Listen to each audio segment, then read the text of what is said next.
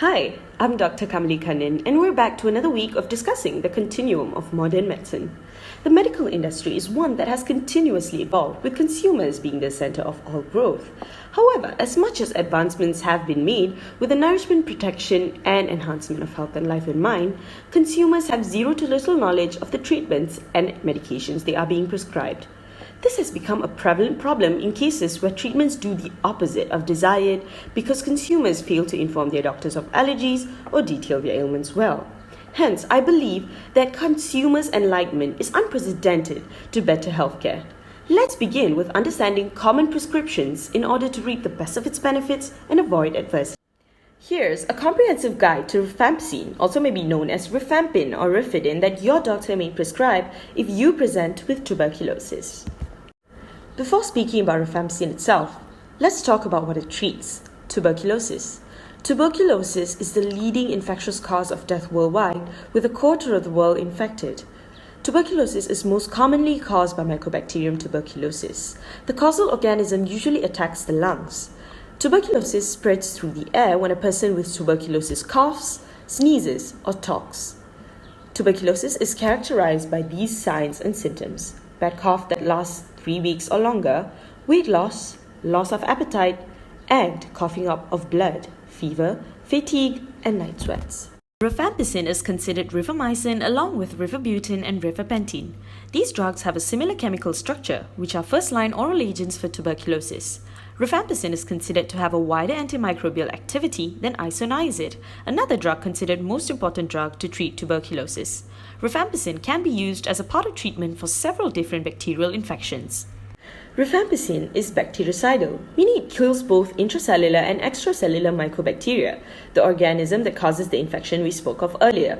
Rifampicin can also be prescribed prophylactically for patients exposed to meningitis. Rifampicin has also been found to be active against Mycobacterium leprae, the organism causing leprosy. As resistant strains, meaning they have the power to withstand the drug, rapidly emerge during monotherapy, rifampicin is usually coupled with other drugs when administered. Rifampicin can be administered orally and intravenously, although most commonly administered through capsules as the absorption is found to be adequate. This drug is taken up by the liver. The drug and its metabolites are eliminated mainly through bile and feces, although a small percentage is cleared in urine. The urine, feces, and other secretions of a patient consuming rifampicin have an orange-red color. Tears may even stain soft contact lenses an orange-red. Hence, patients consuming this drug will be forewarned by the doctor and need not panic. Now moving on to the side effects or adverse reactions of rifampicin, most probably the most important parts of any medication or treatment that you are being administered in order to avoid panic. Although rifampicin is widely well tolerated, the adverse reactions and side effects include nausea, vomiting, and rash. Hepatitis and death due to liver failure in patients consuming rifampicin are rarely reported.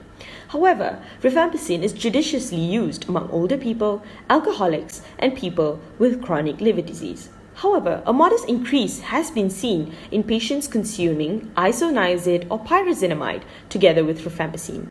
When rifampicin is dosed intermittently, patients may experience a flu-like syndrome with fever, chills, myalgia that may lead to renal failure or hemolytic anemia and shock.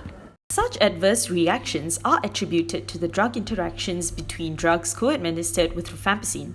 Rifampicin has a tendency to necessitate higher dosages for co-administered drugs. The solution to these problems are to either co-administer drugs less affected by rifampicin or replace rifampicin with rifabutin. That's all for the breakdown on rifampicin. Always bear in mind that the more informed you are, the better the healthcare. Help your doctor tailor your care by being informed, being open for discussion, and transparent. So the next time your doctor prescribes rifampicin for you or your loved ones, ask away and relay relevant information in order to avoid mishaps later on. Better safe than sorry. See you again in Continuum of Modern Medicine next week.